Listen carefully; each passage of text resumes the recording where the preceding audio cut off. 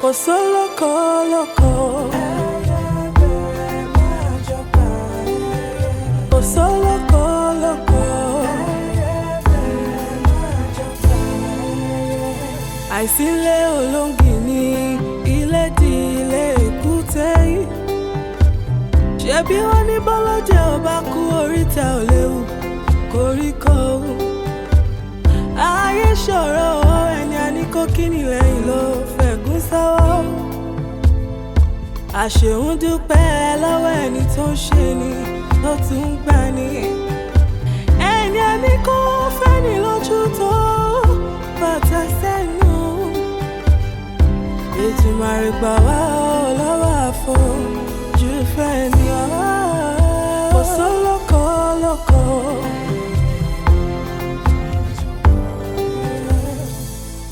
Bírọ̀bá lọ́lọ́gún ọdún ọjọ́ kan lòtítọ́ bá igi àbáfẹ̀yìntì ẹ̀gún ló fi ṣẹ̀ṣọ́. Ìmùtẹ́rí ẹni kà kò jẹ́ lè gbóòórùn àṣebí o. Bí kò ilé ò bá pa nítòde o lè wọlé tán ni o. Ìmùtẹ́rí ẹni kà kò jẹ́ lè gbóòórùn àṣebí o.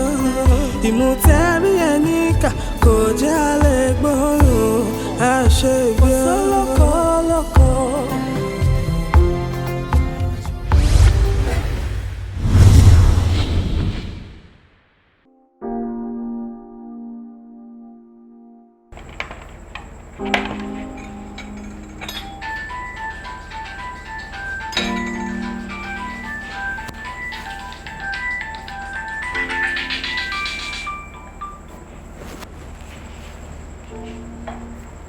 Hello? Oh, it is better to meet for me. You're joking. Tó bá rò pé mo lè agree láti meet ẹ. Surely gbogbo le tó sọ yẹn kò bá mi. Kò bá mi at all. See. So better to meet and see you. Santa, are you trying to threaten me? Threat.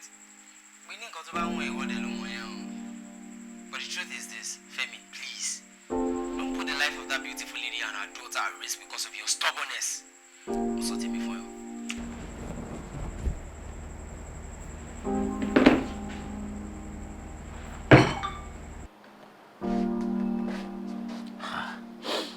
It's a sukkah. Wo. Tí o bá ti tẹ́ ẹ lọ́rùn jọ nítorí Ọlọ́run máa lọ. Kò fún sí tó kú sọ ẹ mọ́lẹ̀ mọ́ bíbá yìí. Kò fi mí sílẹ̀. Kí ló tún sọ yìí? Irú ọ̀rọ̀ wo ló ń sọ lẹ́nu? Ṣé bí mo fẹ́ bẹ̀rẹ̀ pé kò jọ kó tiẹ̀ jẹun ni?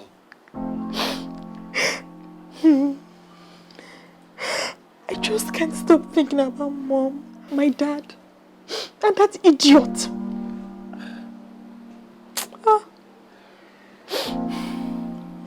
Ṣé o ti pè é? Pé? Kí ni fẹ́ pè fún? Bẹ́ẹ̀ tí nǹkan ò ṣe mí. Èmi wò pé kó tiẹ̀ lè pé kó kàn bá sọ̀rọ̀. Kò sí nǹkan tí mo fi pé. And as a matter of fact, àtọmọ́. Sit down.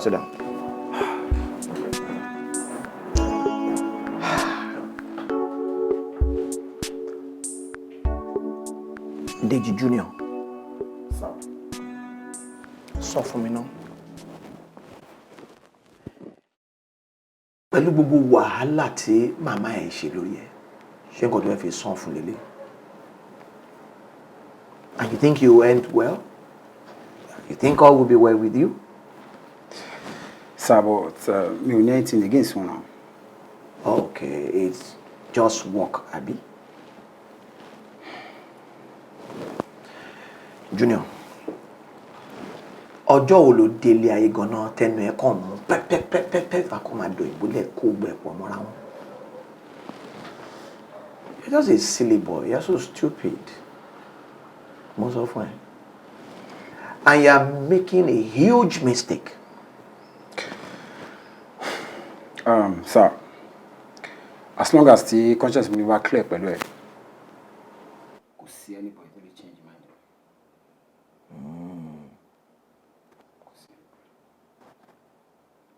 ṣé ibẹ̀ máa ń ṣe lélẹ̀ ẹ máa ń sá fún iṣẹ́ torí pé ẹ fẹ́ ṣẹ́yìn àbí. ó gọ̀ṣà èmi náà ló ń bá sọ̀rọ̀ tó ń gbóhùn sókè ní tẹ́tẹ́ ayé tí ayé ìyá tó ń náwó síwájú àgbàlagbà ó gbà pé mi àti bàbá ẹ lọ̀rẹ́ ṣá bẹ́ẹ̀ mi kọ́ àti bàbá ẹ dèjì kọ́ lọ̀rẹ́ ìwọ nìkan ló máa kọ́ kàwé lóyìnbó àwọn òde bẹ̀rẹ̀ tàbí àti kó Yorùbá sí ẹlẹ́nu wọn náà ṣe are you questioning my ability as a lawyer? Yes. Torí tó bá jẹ́ pé lọ́yà gidi ni ẹni máa sọ pé kí n má ṣiṣẹ́ mi bí iṣẹ́. Listen to me, fool! Mo dé ipò tí mo wà lọ́jọ́ tòní because mo lo ọpọlọ mi ni. I played smart. Mi ò ṣe gbogbo àwọn lọ́yà gbẹgbẹ ẹ̀mí àjìjàgbara. Kí ló máa ń gbọ́dọ̀ if you don't fight? See, everything tó ń ṣe will only lead you to frustration. Ṣé o ti gbọ́? Again, you work smart and get rich, Junior. Like you, I guess. Of course, like me. Ṣé wàá sọ pé o bá tí mo ṣe rí mi ni? O enjoy gbogbo gbèsè ayé mi tó ń rí. That was before I realized the kind of lawyer you are. Ṣé tiri? Àtọ́lé ni ẹ́. Òpònú. Gbé kalẹ̀ ọ̀rọ̀ báyìí kò yẹ rárá. Gbé lóyìnbó. Ṣé o sọ pé lọ́nu síbẹ̀ ni? Bàgbàlagbà sọ tí àwọn olè bá mi sọ̀rọ̀ náà. Ó ń challenge mi. Ó ń jẹ́ tọ́tọ̀tọ̀ kọ́ iṣẹ́ mi cha. Now, ṣé wọ́n rántí barrister Ṣòfolúwẹ̀? Kí ló ṣe? Ó dáa. Nǹkan tó ṣe yẹn náà ni mo fẹ́ sọ fún ẹ. Sórí bí Ṣòfolúwẹ̀ ṣe end up ọ̀nà ẹ̀ níwọ náà ń tọ́ yìí. You end up like him, probably worse. And tó bá rí bẹ́ẹ̀ mi ò ní pity ẹ̀. Kàkà bẹ́ẹ̀ máa gbé ìgbésí ayé ẹ̀ báyìí story ẹ̀ báyìí máa gbé síwájú àwọn ọ̀dọ́ bíi tiẹ̀ ọmọ kéékèèké máa sọ fún ọ pé ẹ wo lóòótọ́ ọmọ ọ̀rẹ́ mi ni o ṣùgbọ́n òpònú ni ọ̀dẹ̀ ni dàdándídí ni arìndín ni àtọ́lé ni ìgbéraga orí tó ṣe ló bá tán ṣe máa ṣe nìyẹn. Then I guess it's up to me to surprise you. ẹ ó lè bẹ̀rẹ̀ process yẹn ní next case but not this one. And why is that? Because you're going to lose.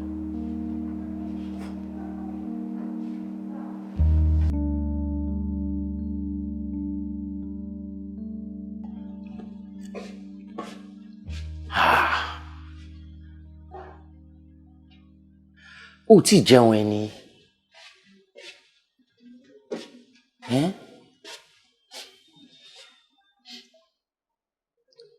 I think I am cursed. Borokini.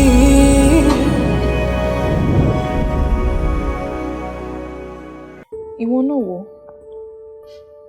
Ó dà pé gbogbo àwọn tó wà around mi nìkan burúkú ń ṣẹlẹ̀ sí.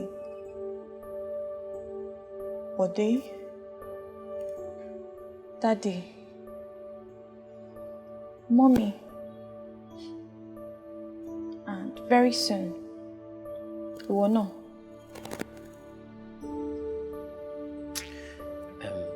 Look, Debbie, you are thinking too much.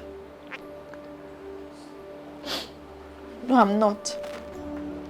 Mo sure pé o ti lose ẹni tó close sí ẹ rí. Àbí?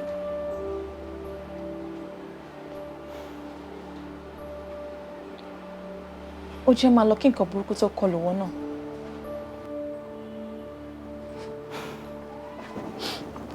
Mama, I want to eat cake. Get out!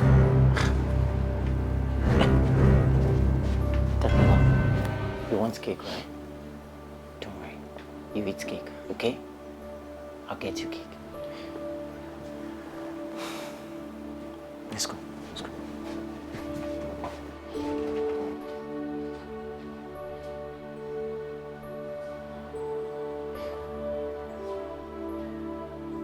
Don't worry, huh? Get you a nice one. Hello? Yeah. So ń bolo ní ká ti meet báyìí nsìn.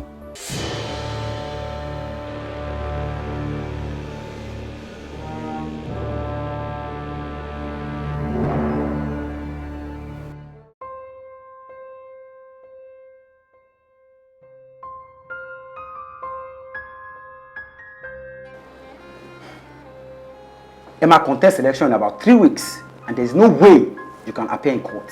See? It's what more pé o ti ẹ mọ̀ nǹkan tó ń ṣe nìyẹn. I don't have to appear in court. You need it. All I need to do is assemble a formidable team from Israel, Egypt, Sweden. Ben. Ṣòfẹ́ gbọ́ ètò dùn jù mbẹ̀ tó máa jọ ẹ́ lójú. Ó ní wípé it is going to end as soon as it starts. Tèmi fi ju gbogbo yín lọ nìyẹn. That is why I am a son. Ọmọdé òmùgùn ni. Ó fẹ́ máa pè lẹ́fọ̀ọ́. Máa jẹ́ ara mi fún gbogbo yín. Mo ti di àgbàdo nógò. Àwọn ọmọjú ni fàdìyẹ.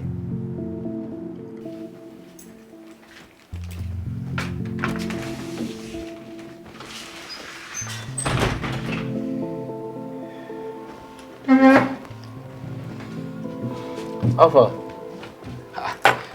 Ìwọ nìkan ló dá wá ni o mú Daniela dání. Daniela. Yeah. Níbo ni wà tí Daniela ti mọ́ra? Irú béèrè wo ló béèrè lọ́wọ́ mi náà.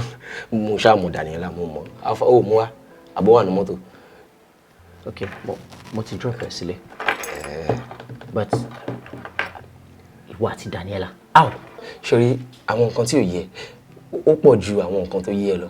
So lára àwọn nǹkan tí ò yẹ ni wípé èmi àti Daniela ọ̀rẹ́ tímọ́tímọ́ ni wá. I mean, I go to her school. Yeah, I know her teachers, her friends in school. Mo ní timetable lọ́wọ́. Mo mọ free period there, mo mọ break time, mo mọ lunch time, mo mọ everything, every single detail about Daniela ni mo mọ. Guess what? Uncle Santa ló máa ń pè mí. Mo dey like ẹ gan. Mo like ẹ. There's so many things that me àti Daniela máa ń ṣe pọ̀ tí bá ti lọ kí ní school. I mean, mo máa ra ice cream dání during break time. Mo máa ra ice cream. Mi àti Amu. I help her with all of the school stuffs, class work, assignments. We sing. Ó máa ń gist mi nípa nǹkan tó bá ń ṣẹlẹ̀ nílé. Yeah.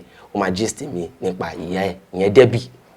Ó máa gist mi nípa ìwọ náà. Everything tó ń gbọ́ nínú lẹ́yìn mi àti Daniela máa ń gist about tí bá ti lọ pàdé ẹ̀ ní school. Ó tiẹ̀ láwọn ẹ̀kọ́ tá a máa ń kọ́. Àwọn yẹn so many things. Orin tá a máa ń kọ́ pọ̀. Èjì jẹ́ kí n try láti rántí, jẹ́ kí n try láti rántí. Yeah. 10 green bottles standing on the wall. 10 green bottles standing on the wall. If one green bottle should accidentally fall down. And so on and so forth. What's in Kotamako? Popo is a kind of food. Popo is a kind of food. Èmi ò mọ̀ bọ̀ mo kàn máa ń fún ní reading mi. Popo is a kind of food. Popo. Me and Daniela. We are so very close. So very close. Kí ló ṣẹlẹ̀? Kí ló tó kàn look straight bí ìgbà tí olóńgbò bá gba bread lọ́wọ́ ẹ̀ báyìí sí. I mean, why are you so surprised? Kí ni gbogbo rubbish yìí? Báwo ló ṣe máa involve ọmọ ọlọ́mọ? Ṣòrí involve kẹ̀. Involve báwo? Sí, ṣòrí mò ń bá ẹ wo ọmọ indirectly ọmọ ẹ ni. Ọmọ tèmi náà ni.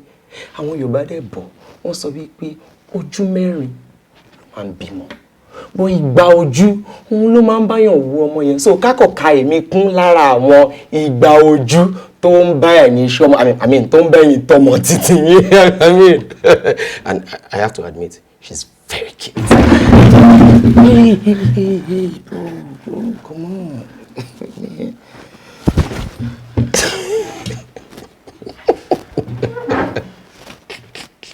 Look, don't play any stupid games with me, okay? Well, you were proving very stubborn, so I had to get your attention somehow. Oh man. Uncle Santa, àbí kí ló ń pè? Yeah, Uncle Santa. This is strictly between you and I. Don't you ever involve Daniela or her mother. It is simple, Femi. Are you not getting it? It is simple. Just provide me the money. Wow, tèmi fún mi. No. See, I mean, I understand, Femi. I understand. Yeah, I know the money is quite much. Ó yẹn pọ̀. Ó pọ̀ gan, so but o ní choice now. You know, you ò mọ̀ kó ní choice. O máa ní láti san owó yẹn. Ní owó kankan lọ́wọ́. Did you get it? Fẹ́mi, show me Raphael. I mean, Raphael. O ṣe rántí Raphael now. Raphael is back. He's back. He's back. O dẹ̀ máa ní láti wo yẹn. O ní choice. You don't have. I mean, you know. Listen to me. Listen. You don't need to shout. I need láti máa pariwo. All this hanky-panky, all this hide and seek tea and play. Go sáyé fún yẹn mọ́. I ain't got no time. See, kò sáyé. Tí o bá fẹ́ endanger life ọmọ yẹn àti ìyá ẹ̀ tó dẹ̀ fẹ́ jẹ́ kí n ṣe nǹkan tó wà nínú mi, you will have to provide me the money. Wá sanwó yẹn fẹ́ mi. O ní choice kò sábòjà lọ́rùn ọ̀pẹ.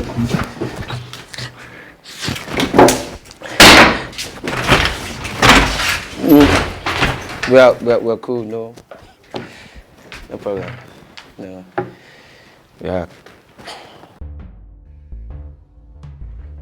Ojú èrè. Wojú mi. Kò lè rí bí mo ṣe kórìíra ẹ̀ tó. Wọ́n dẹ̀ sọ mí di àpọ́n ọ̀sán gangan. Ìkànnì. Ṣé o mọ̀ pé tọmọtọmọ ló pa? Àbí o fẹ́ sọ pé o mọ̀ pé oyún wà nínú ẹ̀gbà tó ṣe? Ó dà sọ fún mi, kí ni díẹ̀ tó ṣe pa? O lè rí nǹkan kan sọ. Kò sí nǹkan kan, ìkà ni ẹ̀. Ìkà ò ní reason. A kò ṣèkà náà ni. Ìkà ni ẹ̀. Wà á dẹ̀ rí tí máa fojú ẹ̀ rí. Magara ẹ̀ ń bọ̀. Onírọ̀.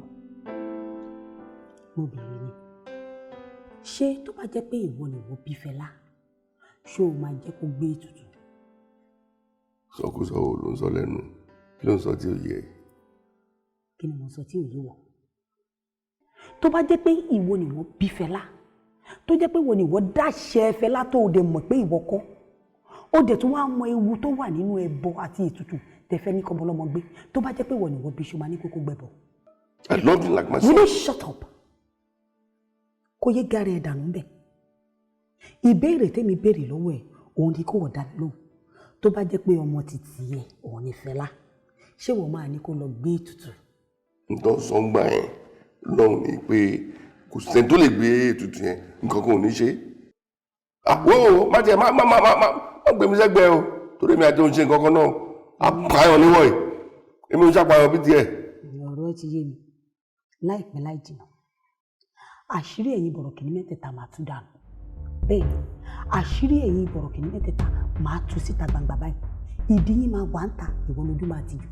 Agbádá àti gbogbo ohun tó fi gbogbo decoration yìí, abolọ́wọ́ ẹ̀ wá wà ó, wà á rin ìhòòhò Láolú. Ó ti gbàgbé ní bá ṣe jọ bẹ̀rẹ̀. Ìkà ni yín o. Ẹni tó bá rí ẹ̀yin mẹ́tẹ̀ẹ̀ta, ẹ̀yin idiot tẹpẹ́ra yín ní bọ̀rọ̀kìnní yẹn. Tó bá rí ẹ̀yin bọ̀rọ̀kìnní mẹ́tẹ̀ẹ̀ta tí yóò bá tètè já dànù, ẹ̀bọra á dẹ̀ bọ́ láṣọ lọ. Torí ẹ̀yin gángan lè ṣù. Ìkà ènìyàn ni ẹ̀yin gángan lè ṣù ayé yìí. Béèyàn bá rí yín kó lé ní gbogbo ohun tó ṣẹlẹ̀ sí gbogbo wa, ọwọ́ ta ni ẹ̀yin bọ̀rọ̀kìnní náà ni. Ìwọ gbogbo ohun tó ń sọ lẹ́nu ó mọ nǹkan kan pa ẹ̀. Àwọn olè, àwọn ìkà, àwọn abániláyé jẹ́. Bọ̀rọ̀kìnní.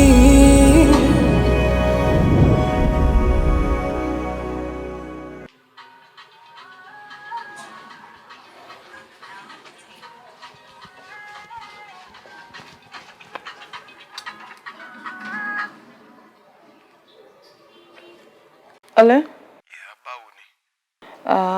Okay. Any update? Actually, ó wà. Ó dàbí pé a máa lọ court ni. Hello? Yes.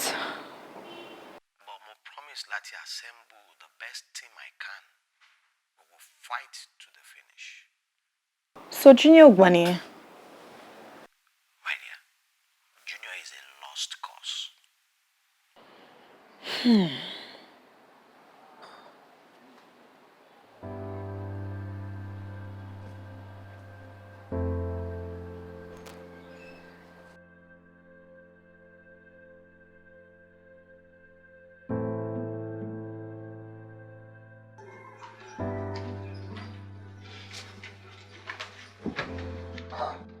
Yẹni, kí ló dé tó dájú?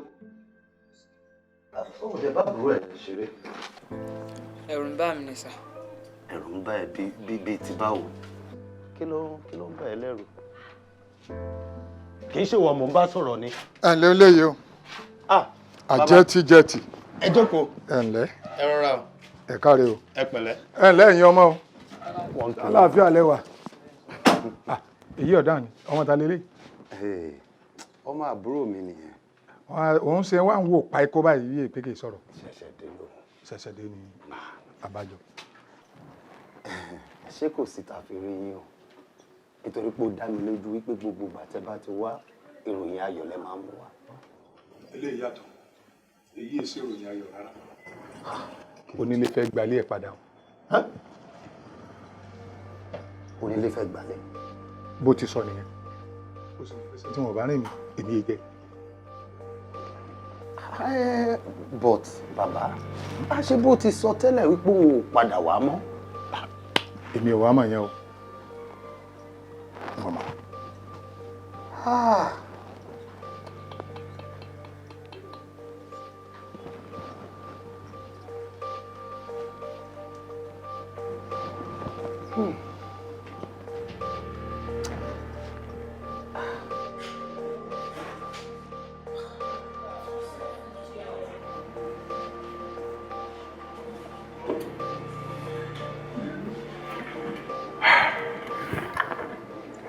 Jọ̀ọ́ má bínú pé Uncle Ṣùpọ̀ ni mo ń bá discuss case kan.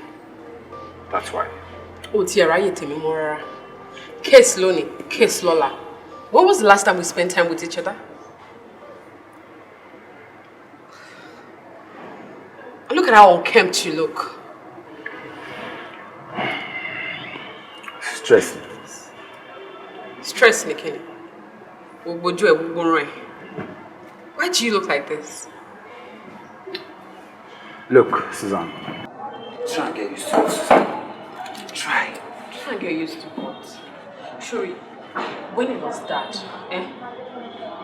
àti ẹ̀gbọ́n ti daddy. But Auntie Yetunde. Kí ló ṣe tán? They're just too concerned. I mean, ọmọ wọn gan ṣe tó báyìí now. Ọmọ ò ṣe tó bẹ́ẹ̀ torí pé kò fi ṣe lawyer. She's not a lawyer, is she? Ìyẹn ò mean rárá. Àfi tó bá jẹ́ wípé bóyá. Bóyá pé kí ni? Never mind. No, talk. Sọ̀rọ̀ náà, ó sọ̀rọ̀ mọ́ ni. Are you trying to impress her? Oh my days. You know, that's a very insensitive statement. Mi ò lè gbé sọ́kàn mọ́. Nǹkan tó jẹ́ kí n sọ nìyẹn. Dúró, why tó ṣe jẹ́ pé ìwọ kan ni mo máa ń lò lọ sọ́dọ̀ lọ́la everything? Why are you so insecure? Why shouldn't I be? Gbogbo ìgbà tó bá ti jẹ́ wípé nǹkan ti fẹ́ settle, she just resurfaces and then you lose your senses.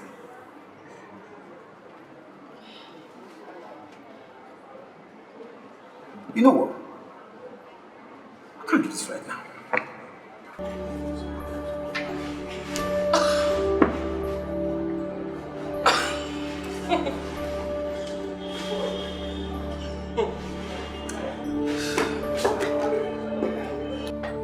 General.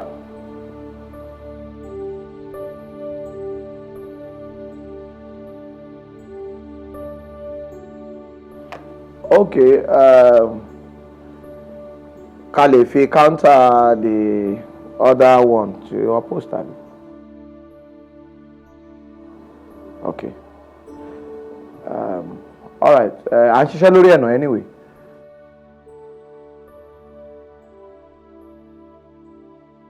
Okay, sir. I should go.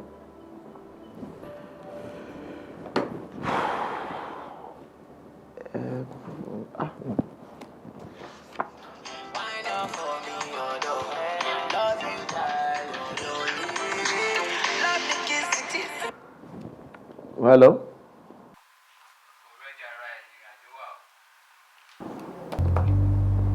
Ẹ jọ̀ọ́ sà, ṣé kò sí?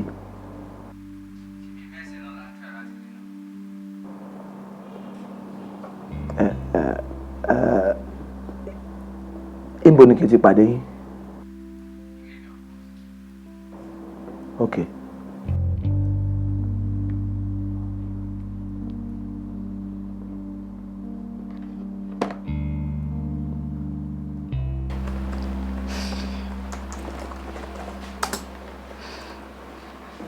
So ibi bẹ̀rẹ̀ sọ pamọ́ sí. Ó dá mi lóhùn ni. Good day.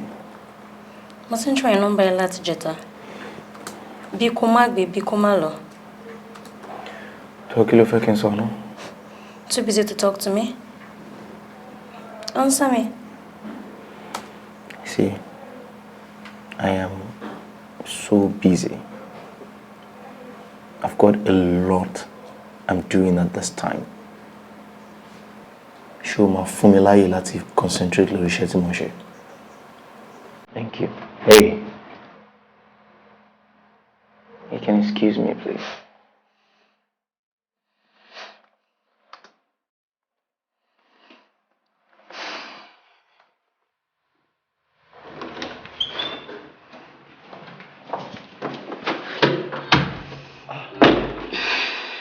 Tracy.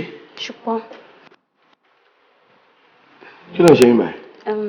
I came to more written about the campaign. Mo kàn ní kí n wo nǹkan tó ń ṣe ni. Okay, all right. It's been funny recently. Come sad, just ojú kan and well, yeah, me. Anyway, as long as he's doing his work very well, don't feel me or call me. You know, yeah.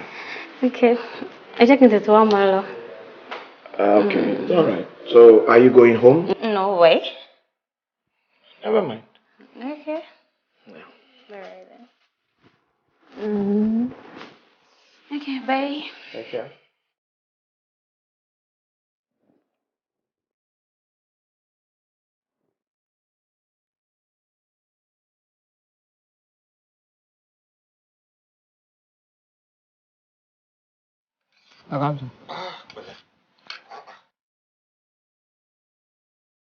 Kí ló dé tó jẹun? Gba ẹnu ẹ sán. Ẹni tó yẹ kó encourage orí ó ti jẹ oúnjẹ gbogbo ó ti jẹ ó dẹ̀ ń jẹ gbogbo oúnjẹ tiẹ̀ tán ó dẹ̀ rí pé kò jẹun. Kí ló dé? O ní láti jẹun nítorí pé ó máa ń fún ara lókun. Ọmọlúwàbí a máa ń jẹun láti lè wà láyé ni. Ó yá ọmọ dáadáa. Ẹ àlànà ẹ̀. Lánàá ẹ̀, come on. Come on, lánàá. Ọmọ dáadáa, La. Yeah. That is it. Ṣó rí báyìí sìn. Ṣó rí pé ọmọlúwàbí ni. Jẹun ẹ mi ní kó má jẹun ẹ máa jẹun ẹ lọ. Pẹ̀lẹ́, oya tú la inú ẹ lẹ́ẹ̀kan sí. Oh, very good. Ṣé lè yóò ti pọ̀ jù. Okay, jẹ́ n bá wá kékeré. Borokini.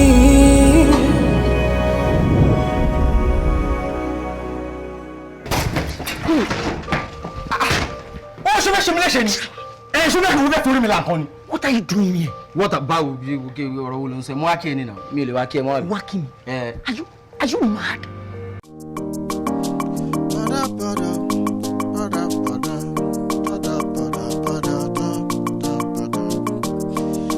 Àjọ jẹ ní ìkọ̀kọ̀, àjọ mu ní gbangba, àjọ ń jẹ gbádùn ayé.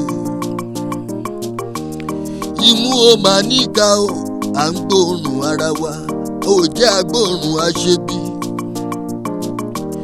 Ẹni a ní ó fẹ́ ni lójú, ata ló fi sẹ́nu, èyí a ní ó kí ni lẹ́yìn, ẹ̀gún ló fi sọ́wọ́.